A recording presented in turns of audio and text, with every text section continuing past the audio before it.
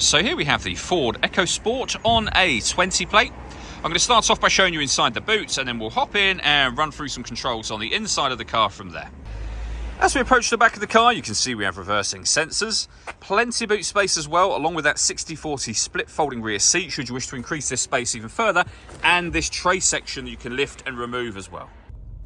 Okay, now that we're inside the car, we're going to start with the dials. Over on the left-hand side, we have the rev counter. We have the speedometer on the right-hand side.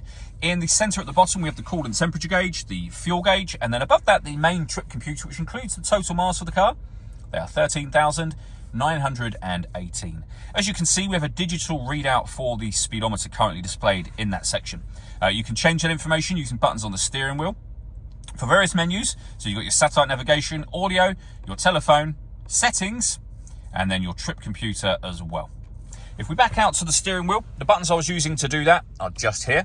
We have cruise control and speed limiter beneath that.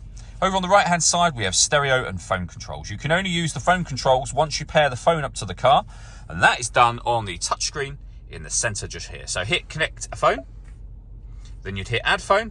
Search for your vehicle on your device and select it once it is found. And just follow the instructions on your phone screen and on this screen from there. We've got satellite navigation, as I've already mentioned. There's a full video that shows how the sat-nav works, which you can find on our website and YouTube channel. And then up here is where you access your music. So as you can see, we have AM, FM and DAB radio.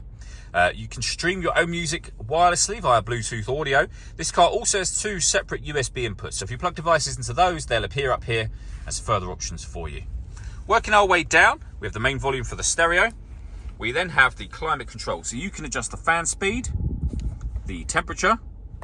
You can determine where you'd like the air to be distributed once it enters the car. Air conditioning is not turned on at the minute. That button turns it on, and it's on when that light shows. Same button to turn it off, of course. Or hit auto. The car will now maintain the temperature you've asked for by taking full control of the fan speed and the direction of the air for you. You can override that manually whenever you wish to and put it back on your own settings here. We have a heated passenger seat and a heated driver seat, both with 3 different heat settings. Heated steering wheel as well, and a heated front screen to go along with a heated rear screen just here. Beneath that, we have the 2 USB inputs I mentioned a minute ago. You can turn your parking sensors on and off from here. This button turns off the stop and start. This car is designed to cut out when it's stationary in traffic to save you fuel. That system is now turned off, and we can turn our traction control on and off from here. And then finally, we have the 6-speed manual gearbox.